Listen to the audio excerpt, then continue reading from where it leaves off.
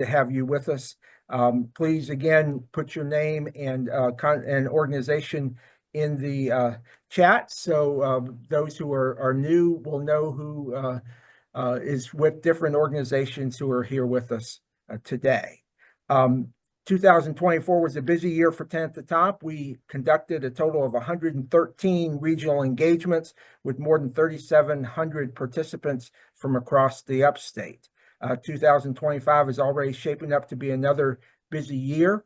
A week from today, next Thursday, January 16th, we will be hosting our first upstate Downtown Academy of the year in the city of Spartanburg. We began those monthly events in August, and it is a chance to look at downtown renovations and revitalization in communities across the upstate region. We only have a couple spots left for Spartanburg, so if you have not registered and are interested in going, I encourage you to do so today.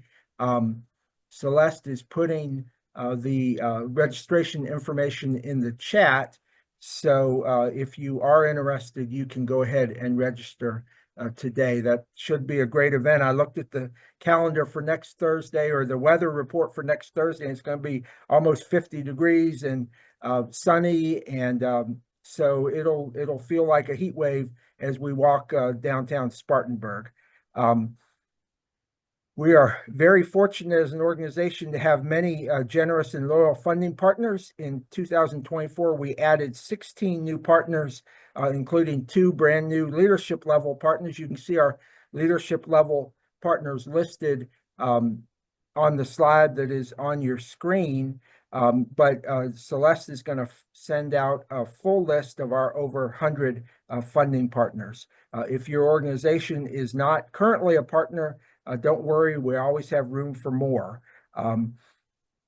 Most of our events and activities are open to everyone, but we do hold a few events each year that are for partners and board members only. We have one of those coming up soon. On January 30th is our 2025 kickoff reception that we do every year at the beginning of the year. This year it will be at the Thornblade Club. So if your company or organization is a TATT at the Top partner, you should have received an invitation from me earlier today.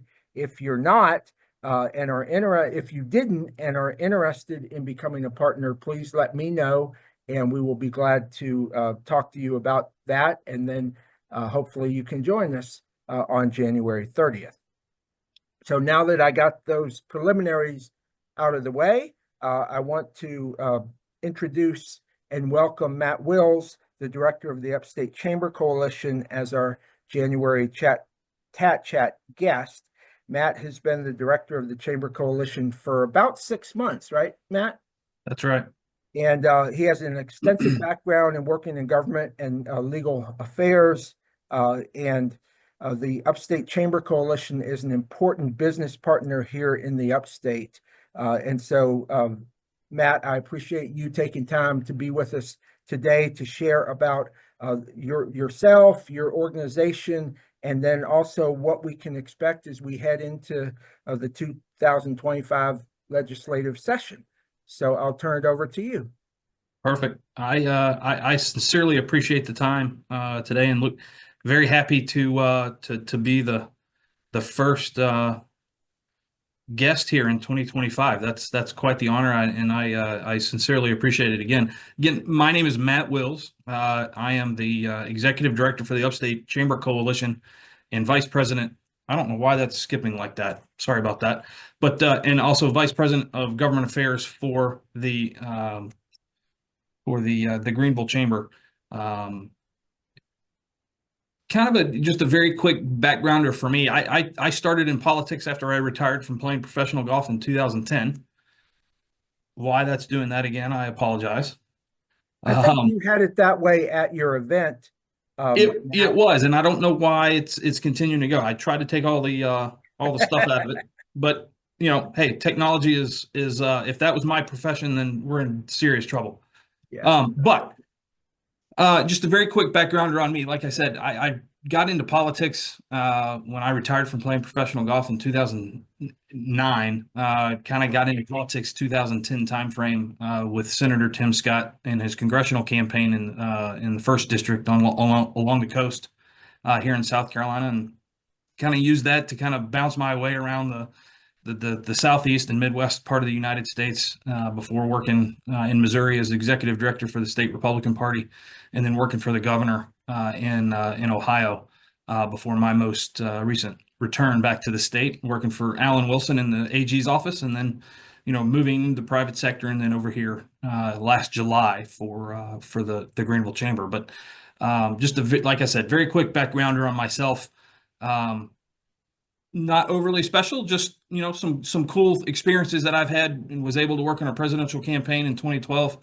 Ran the Southeast United States for Senator Santorum in his race. Obviously, did not win that primary, but gained some very, very valuable experience and some life lessons along the way. So, very, very cool time for me, being able to walk in the shadows of some pretty cool people. And then obviously now being able to cast some of my own is kind of come full circle for me, which is pretty cool. But a little bit about kind of what the Upstate Coalition is. We're a group of 13 chambers, not 14. We have lost one along the way, but what we try to do is be the advocacy arm for these chambers that don't have the ability to have somebody in-house full-time on the government affairs side. And what we've done is put a coalition of chambers together that allows us to kind of advocate as a whole in Columbia, and then obviously do some really neat things around programming around that. Our trip to DC every other year is put on through the Chamber Coalition, as well as some other really cool programming that we do in association with the Greenville Chamber, and then obviously unveiling our policy agenda in December at our legislative breakfast, which just passed. And if for those of you that were able to come, again, I thank you for being there. Sorry I didn't have my fastball that day. Was battling a bit of bronchitis the week before and through that week. So, getting through that was a miracle from my perspective, but it came off fairly well, I think.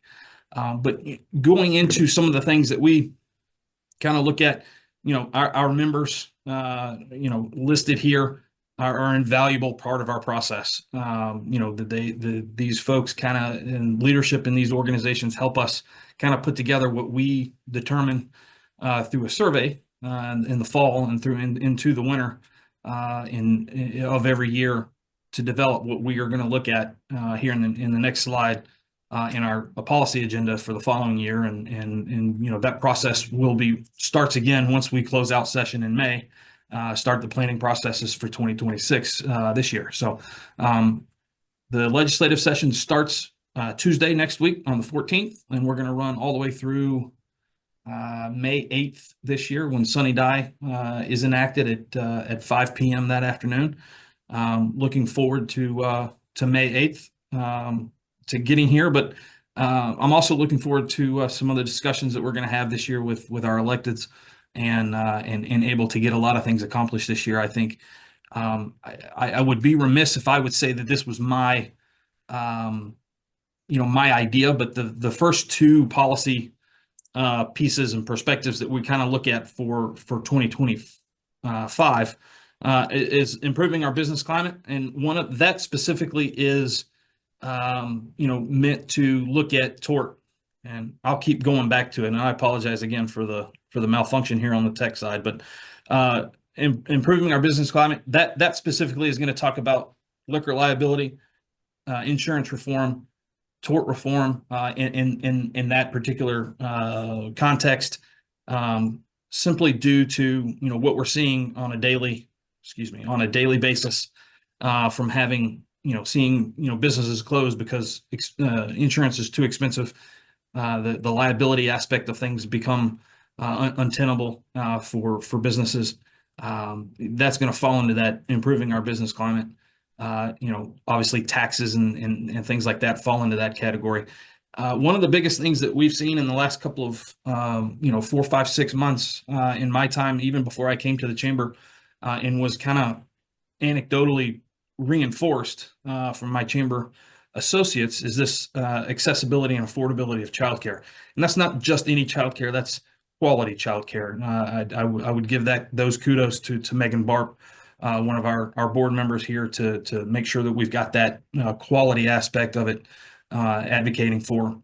But with that, every year there's a government relations meeting through the American Chamber Coalition Group, the ACCE, and we had a meeting in, gosh, I want to say this was October, where we looked at major issues that were going around in everybody's states. So there were about 40 chambers that were in attendance, and with the exception of I think 3, had childcare as their 1 or 2 priority for 2025. And I kind of looked at that, and I kind of looked at some of my colleagues from the state that were traveling there as well, and I said, look, if this is a nationwide problem that we're looking at, sincerely, it's not just something that we're looking at in South Carolina as being an issue that is isolated to us, and that seems to be a lot of the things that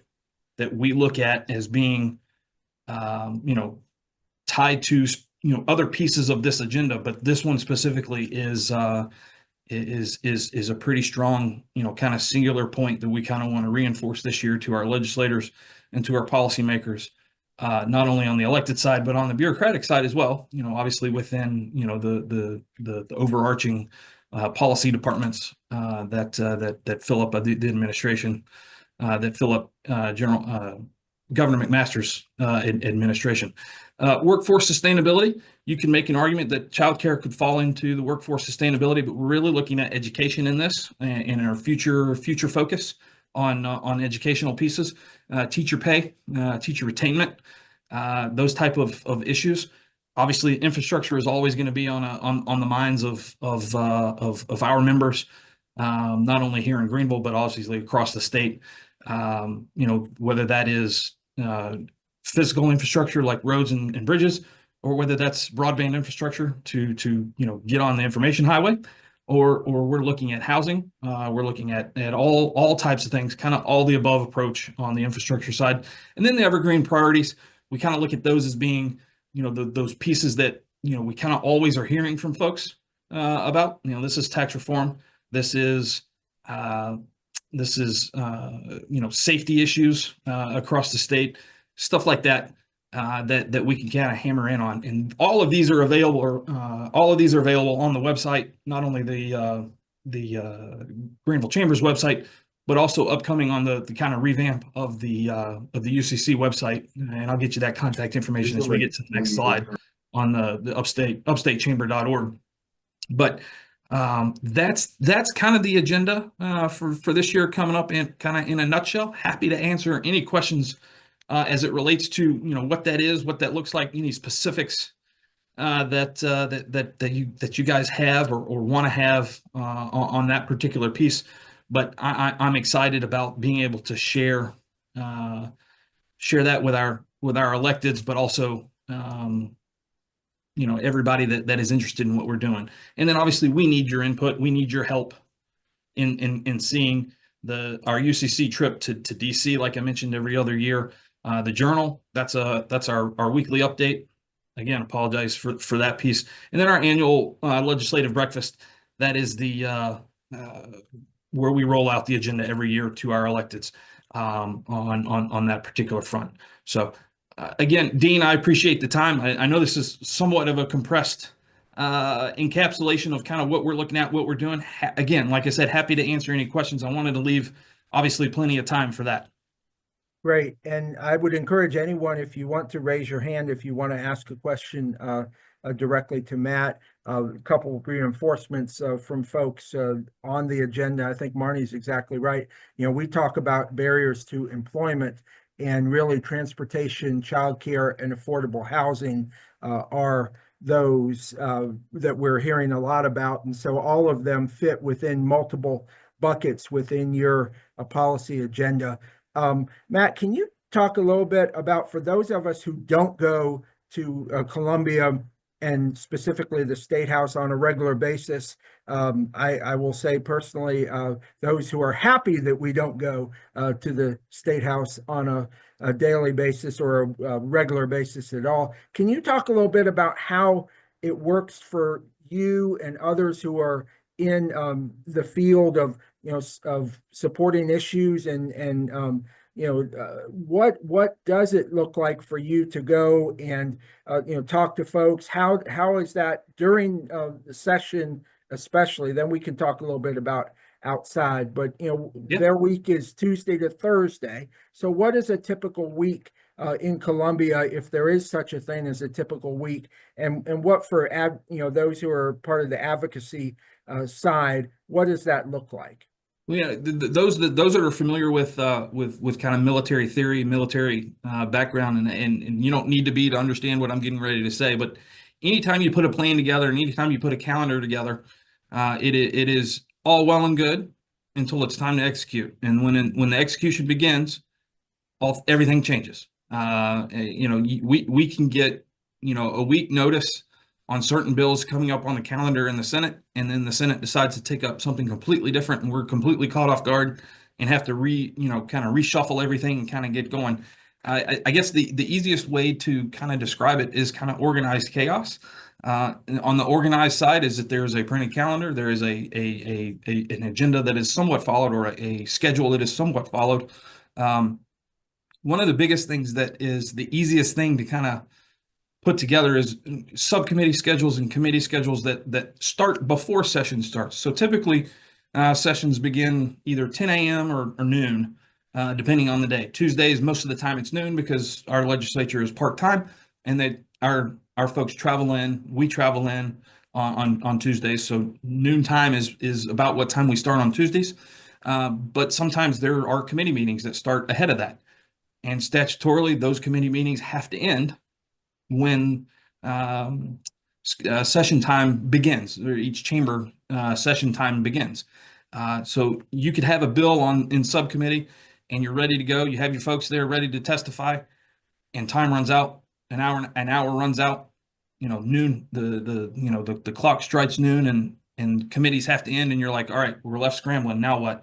And then maybe that committee gets scheduled for a couple of weeks, and then you got to reorganize and try and get your folks back down there, your members back down there to talk about, X, Y, and Z issue.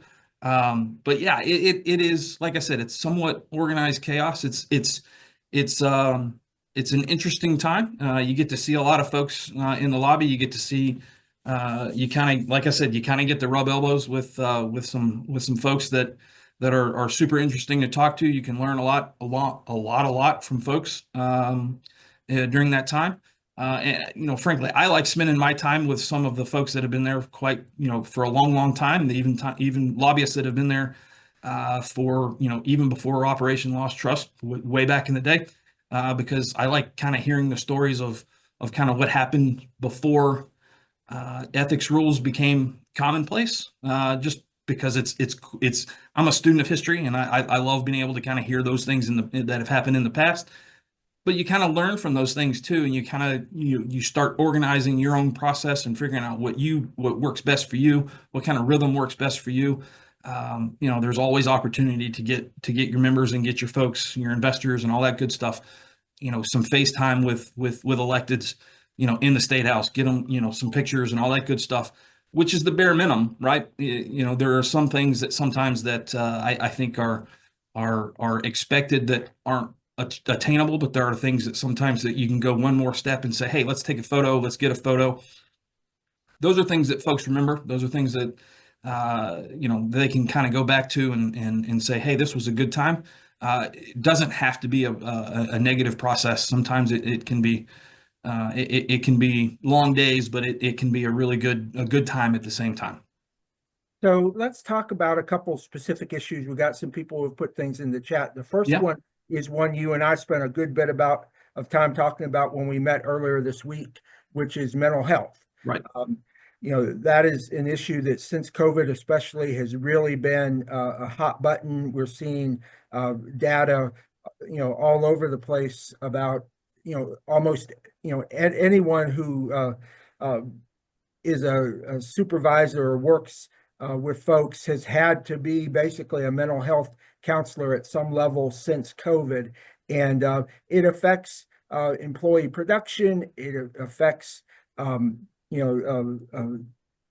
keeping workers, how, what, while, it's not necessarily, one bill or one thing that can be done at a legislative level, it how do you see mental health as it fits with some of the other things around workforce sustainability and, things within the work of the Certainly.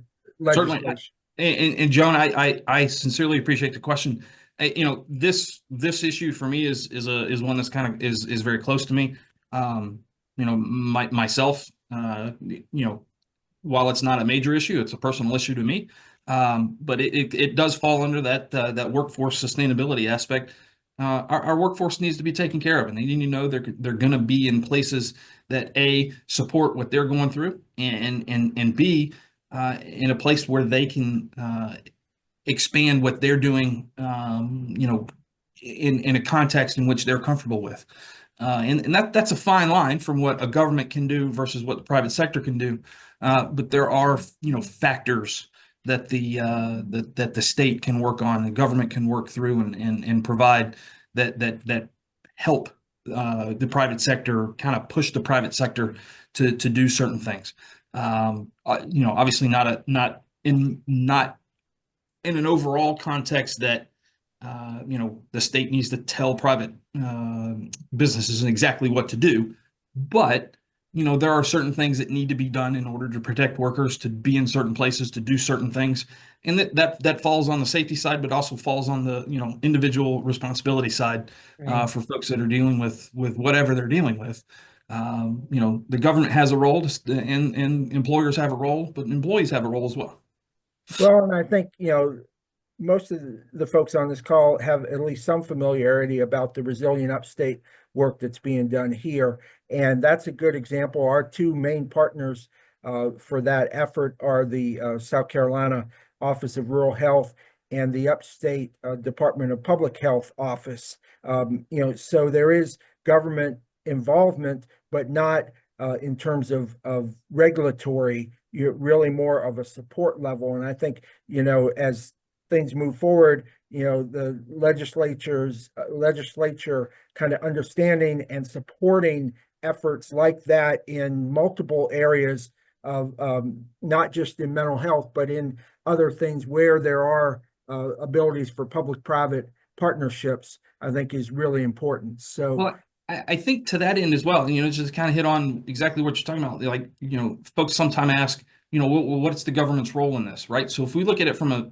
purely healthcare perspective, what's the role for government? Well, one of the roles for government was to roll out, the more rural broadband expansion in the state, to allow folks that are in more rural parts of the state to access, online or telehealth options for that particular piece. That's just one example of government's role to dole out dollars to help expand broadband.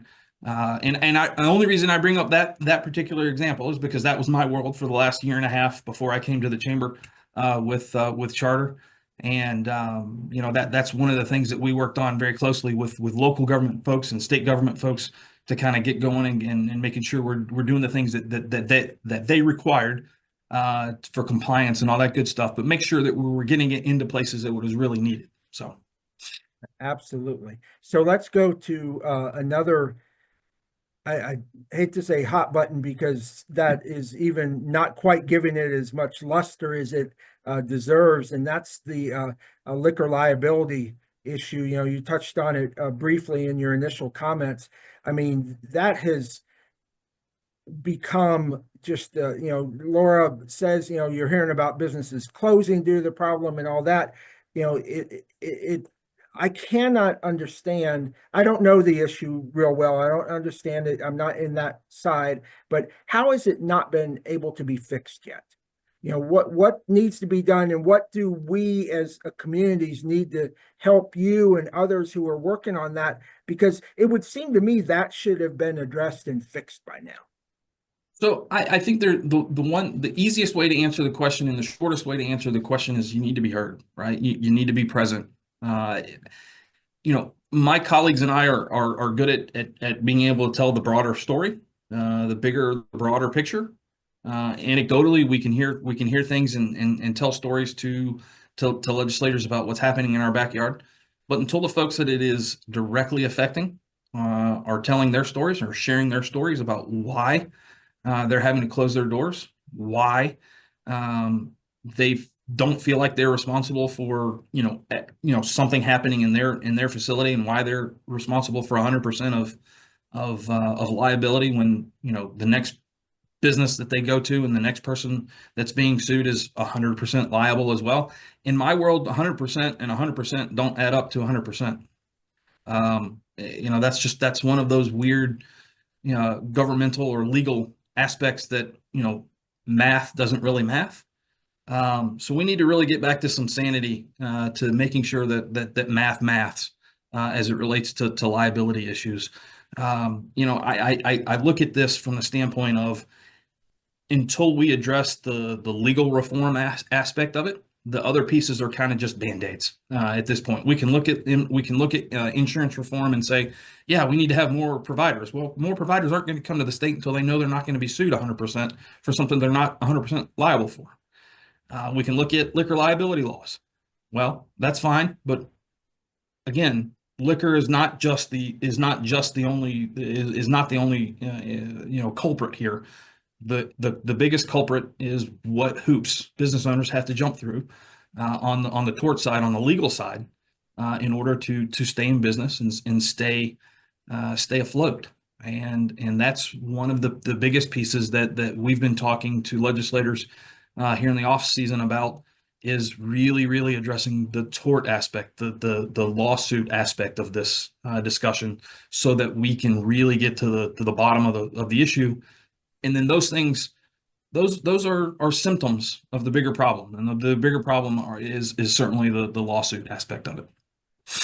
So, Dean, and can I you ask one mentioned, follow-up question? yeah, Certainly. absolutely. Go ahead. So next month is HLAD, Hometown Legislative Action Day. All the municipalities are headed to the State House to meet with our folks. What message do we need to be sending to our local legislators to help with this problem? Do it now. Do it this session. Don't wait. Let's get it done now. Let's get it done. Let's make it a number one priority, rather than, hey, look, energy is an issue in the state, right? Infrastructure is an issue in the state. The budget's going to be is going to be a massive issue in the state, but it's not the only issue. The issues that are affecting folks on the ground and providing tax dollars to a tax base where they're from are these businesses that are having to close because of this issue. And while we only get a small amount talking about them sometimes, when these are the things that need to be driving the conversation. And I'm very optimistic from what I've heard from leadership, but also just kind of rank and file members that obviously have votes and are vital to this process, that say this is one of their number one processes or their priorities for 2025. Look, the House Republican Caucus has stated that this is a priority. The Freedom Caucus has stated that this is a priority. Hopefully, this is something they can come together on. The numbers are more in our favor in the Senate than they were this last year, when we got close to getting it out and getting it moved over to the House, but we didn't quite make it there. But yeah, I think this is from a process standpoint as close as we've come. I think going into this session to get it passed. So, Matt, you mentioned to me the other day that we have, I believe, more freshman senators than any other time in quite a long period of time. Can you talk a little bit about that makeup and Sure. where the role of the Senate is? Because the House is, as you know, elected every other year. Senate is 4 years, and so the people who were elected this year are safe for 4 years in the Senate. That's That right. could be good or bad, but with so many freshmen, do you think they're going to feel a pressure to get something done immediately? I that's kind of a double-edged sword. And so going back to the first part of that, 13 new members of the Senate this year. That's the most since Reconstruction in South Carolina for the South Carolina Senate. Obviously, with 46 members, that's nearly a third of what we look at, or a little over, a little just like a little under a third of the entire body is brand new to that chamber. Now, not new to legislative service, and certainly not new to elective government. For the most part. But we've got two fantastic new senators taking over in Columbia from the upstate, and Roger Nutt from Spartanburg, and Jason Elliott from here in Greenville. I'm very optimistic about their service. They are very business focused folks, and quite frankly, a pleasure to work with. But from the standpoint of trying to get stuff done, early and quick, I think there is that appetite. I think there is, especially on the Senate side, knowing that they've been a stumbling block for this particular legislation for a couple of years, not just last year. The new members include some folks that took out members that were big obstacles, quite frankly, on that particular side. But like I said, I'm optimistic about the approach of getting it done sooner rather than later. Whether it's a hey, we want to get this done because we're new. I don't know if it falls into that category, but it certainly is a motivator.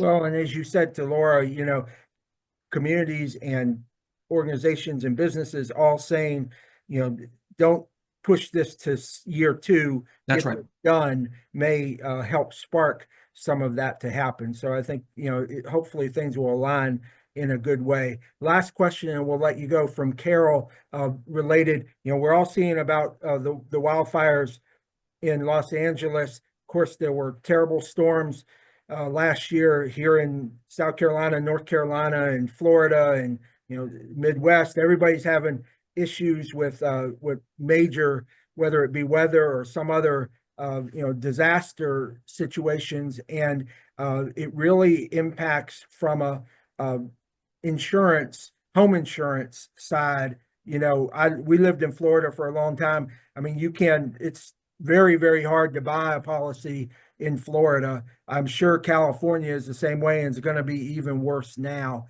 Here in South Carolina, I don't know that we have quite the same situation, but after the storms this past year, and of course we have the coast with Charleston and all up and down the coast of South Carolina that is susceptible to hurricanes and things. Are you hearing and seeing any problems about home insurance? And do you see that being something in South Carolina we're going to have to do something about here in the near future? So not so much on the homeowner side. I mean, yes, there are providers that are leaving the state. There are some folks that are continuing to come into the state. One of the bigger pieces of evidence that the Department of Insurance has shared during this entire discussion on insurance in the off season with some of the committees has been, how many providers and providing what policies. From a business standpoint, from a liability standpoint, as it relates to this liquor liability, tort aspect of things, there's only 2 policy writers in the state, and when there's not a lot of emphasis on competition, prices just exponentially go up. That duopoly of only 2, it really is handcuffing mom and pops, but also larger entities as well.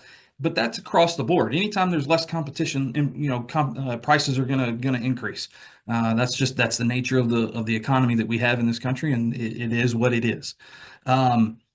But I think that we can do a better job of encouraging, um, uh, policy writers and insurance companies to not only retain their status in the state, but obviously moving into the state with a better environment for them to do their business as well. At the end of the day, business is business, and you've got to have an environment in which businesses can thrive. If you don't, then they're not going to be here. Those are businesses that we don't maybe sometimes not necessarily want to have in business. Folks have a negative view of insurance companies or health insurance companies, homeowners insurance companies and stuff like that. But again, it is a necessary evil in certain circumstances. And we've got to have those things in order to protect, our properties. And with everything that's happening in California, and I don't know this to be completely factual. I hear it, obviously when I hear about news updates and stuff like that. But these folks that live in Pacific Palisades can't get homeowners insurance as it relates to fire insurance, earthquake insurance, and stuff like that because of where they are. That is the nature of the beast. Unfortunately, there's that's an environmental issue, right? Not necessarily a political or a policy that's been put in place by an elective body. But I think that those things are sights that we see and nightmares that we hear about that are like, oh my gosh, that we don't need that to happen here. Unfortunately, we are susceptible to storms because we are placed geographically where we are. Obviously we have it a little bit easier than those folks on the coast do, but look, things happen like happened in September, and it could be once in a generation, 100 years, or whatever they want to call it. It happened. It happened while we were here now, and it affected us. There are things that we need to do to put in place, not only to protect ourselves, but we need to have resilient infrastructure. We need to have resilient, policy in place to be able to quickly move things around that need to be moved around in order to protect, lives of our citizenry. If we don't have citizenry, we don't have the services that are in place to protect us. So as those things start to decline, those services go away. So it is it's a like I said, it's a necessary evil, but sometimes it's one of those things that you kind of just can't get away from. And I'm going to give you just a quick second to answer this follow-up from Carol that does the affordable insurance issue incorporate into affordable housing, as part of kind of makes that more of a problem than it is already because insurance rates continue to have, increase as well. I don't. I mean, that it could certainly be a symptom of. I don't know if it's something that is specifically driving, those particular rates in certain areas to be different because they are in different areas and being built in a certain way, or being built because of a particular policy. Again, having flexible policy in place to understand what, look, whether it is creating, higher risk pools on the healthcare side, maybe we create higher risk pools on the insurance side for folks to buy into or invest into to make sure that, things become a little bit more, that equilibrium kind of balances itself out. But yeah, that's a very good, kind of thought process to kind of think about. I don't know if I have an intelligent enough answer to answer the question. Well, I think that's one of the things we will learn more as No, certainly. continue to happen throughout this year and onward, which leads to if when you're done, if you can put in the chat, you mentioned your weekly update. I get them. It's so helpful to know what kind of has been done each week during the session, kind of what the hot buttons are, what's going on. If you could please, I would encourage anybody who is interested to sign up to get those because I think that's so important.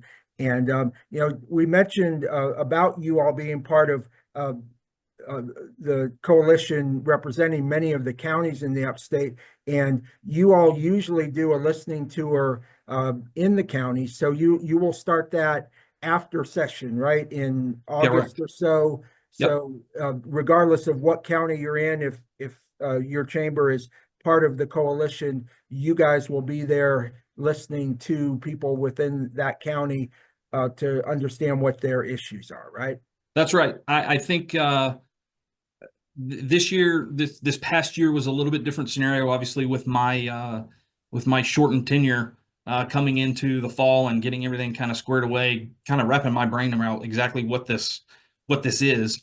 But I think the goal moving forward is to, in even years, like we just went through, is to rebuild the agenda, not from scratch, but rebuild it in a major way.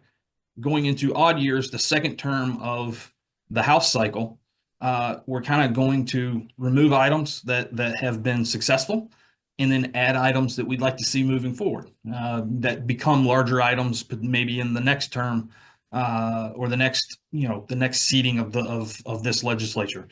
So we're in the 126th session of this legislature. Obviously, what I'm referring to is in the next major one going into the 127th, which would be 2027. Great. So I know you're going to put your stuff in, Matt. Thank you so much for taking time Absolutely. to be with us today. And again, Matt's available, and I think will be a great resource. And we look forward to hearing from you and updates. And it is good to know we have folks like you, Matt, who are up there kind of watching what's going on, so the rest of us can, not have to be there and pay as close attention to it. But, we appreciate you being with us and for all the great work you and the Chamber Coalition do. Absolutely, Dean. I appreciate it, folks. I sincerely appreciate the time. Please reach out to me with questions. My email address is in the is in the chat, but email me your email address so I can put it in our university to receive the journal, and then we can you can get the weekly updates, which I'm actually working on. Actually, when we get off this call, to send out this afternoon as we go into the beginning of session next week. And obviously, if there's any other questions regarding our agenda, do not hesitate to reach out. Let me know. I am always available. I am sincerely appreciative for the time, Dean. Thank you, Matt. All right, Absolutely. Justine, I'm going to turn it over to you to introduce our resource update. Thank you so much. Hey everyone, Justine Allen here.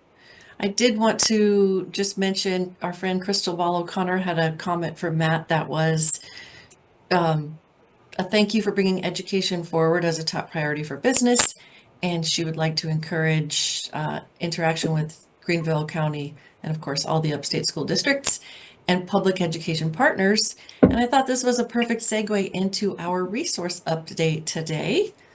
As we know, knowledge is power. So let's hear from Victoria Novak, who's the executive director of the Greenville Literacy Association. Let me get your slides going. Thank you very much. Thank you. Thank you for having me. It's so interesting being here because, Dean, I don't know if you recall, but when I moved here from Omaha, Nebraska during COVID and I was living in a campground, TATT was one of the very first organizations recommended to me when I was doing certification work for Spartanburg Methodist College and SC Works. So it's nice to be able to kind of circle back around after my 5 years of getting to know my new home. As introduced, I'm Victoria Novak, the Executive Director of Greenville Literacy Association. And it's a very short slideshow, but again, I came from Omaha, Nebraska. My background really went from private to nonprofit, higher education, workforce development. And I would consider myself one of those folks that is a non-traditional learner and did not go to college until I was 36 years old, and my kids were begging me not to go back after my first algebra class because I was crying at the kitchen table. But I have landed in my purpose, and that is as the executive director at GLA, and that was May of 2023. So it's been a very fun, almost 2-year ride.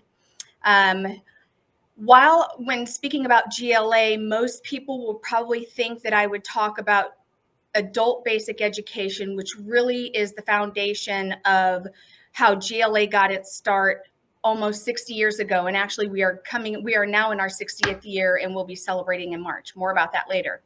But when I came on, I adopted an amazing grant that GLA received from Greenville Women Giving. And part of that was to do English as a second language in the workplace. So that's pretty much what I will be talking about today under that workforce development umbrella. And this picture that you see, and I noticed some folks on this call, Kathy Dixon is out there with Apprenticeship Carolina, and some of her team is in this photo. And I have a very good celebratory story to tell in a few slides about this photo. Next slide, please. So I always like to start with the need, right? When I came here, you know, the very first thing I needed to do is understand my community and the grants that we write and who we serve. And ultimately what it comes down to are these three major facts. And that is 1 in 5 South Carolina adults read at or below the 3rd grade level. And when GLA got its start back in 1965, which actually, if people don't know this, began with WIFF, and the general manager at that time was to develop a reading program on the television on the weekends to help the mill workers learn how to read the new technology on the equipment. But still today, we really struggle with the fact that so many people read at or below the 3rd grade level, which is really necessary for just basic sufficiency in life. In Greenville County, there are over 45,000 working age adults without a high school diploma and over 20,000 that do not speak English fluently. Next slide, please.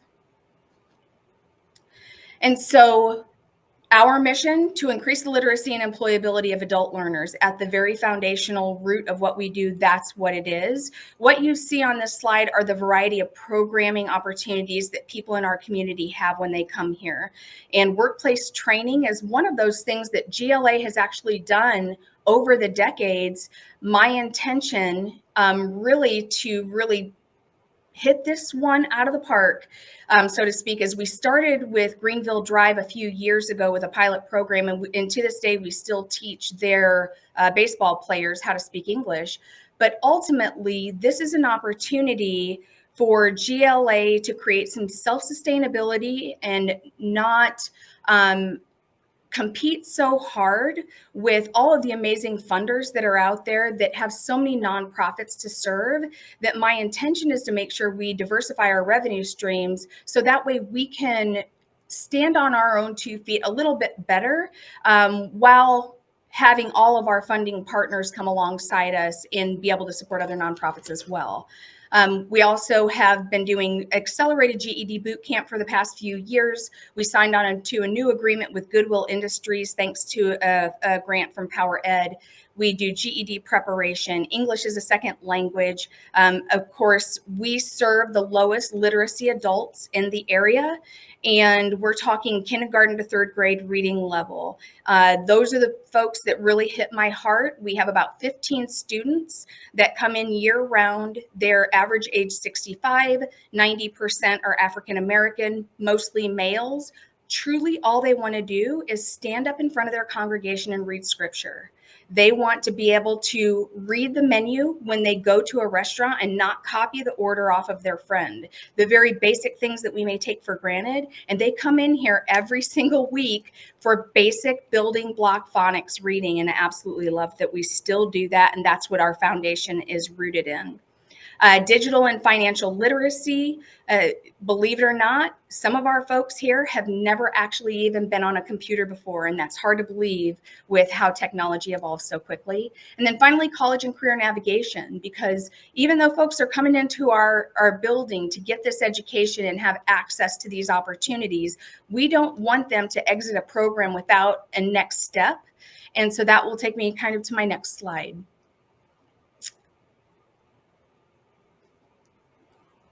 And so our ultimate goal is self-sufficiency. You might hear it as economic mobility, but we at the very onset and intake, when people register for our programming, We're already talking about their goals. We're already talking about the basic things that they want to learn. But then we put them through a career assessment through the South Carolina Department of Education. We use the SCOAS, which is used in the high schools as well. So that way we can help them see what their future could look like and keeps that intrinsic motivation going. So post-secondary education is a huge outcome for us. We have great partnership with the Chamber and the Talent Rise program to make sure that our students understand what's available to them. Again, partnership with Greenville Tech. I have my past immediate board president is Tri-County Tech. And so education is important even beyond here. New job or career, quick jobs is something we continuously engage our students with. Job skills training. We have implemented short-term certificate training using supplemental training through Coursera, North Star, which is what we get through the Department of Education. And then ultimately that self-sufficiency, if they are currently working, which many of our students are, what's promotion look like and what does a pay increase look like? So that way it gets their family out of that minimum wage or that livable wage and actually on toward self-sustainability for their entire family. And what you see here in this photo is one of our classrooms and one of our teachers. And this is day in and day out what you can experience if you come and tour our facility. Next slide, please. And so power, and I can't read my own title there, but ultimately what this is what I decided for this audience to talk about was what we're doing for workplace literacy or workplace training. You'll see that there are a few logos on the bottom right side, Greenville Tech, GLA, and Apprenticeship Carolina. We have now gone through a couple of informal and formal pilot programs of what it's like to do English as a second language in the workplace. And so I already made mention of the stats before, over 20,000 do not speak English fluently. Many of those folks are working in our industries here. And so part of what we've been doing is a relationship with Greenville Tech and Apprenticeship Carolina and PL development. And that was for their supervisor training apprenticeship. We just graduated, I believe it was 16 students. There's about 14 in this photo. And that was through basic English. So the proficiency level 1 and 2 are folks that don't know any English at all or speak very little English, all the way to those that are a little more advanced and they are ready to promote. The problem here is that they were not prepared to pass the interview. So we've got great workers there. They're very dedicated. They're dependable, but we need to get their English skills well enough so that way they can pass an interview and actually do the job to be promoted. So what you'll see here are just what's happening in your organization, how can we help you? And these are some of the reasons why you would choose GLA to be a partner with English as a second language. Our intention is not to be corporate training. We've got Greenville Tech for that and many other organizations. It is specifically how do we take this demographic of individuals and help businesses improve their bottom line and give back to their employees, because there is a retention factor around investing in education with your employees. Next slide, please. And so, as I mentioned, this is going to be very short and sweet. Of course, I always end as a good steward of our nonprofit that these are the many ways that you can get involved with GLA. And many of you probably already have in the past.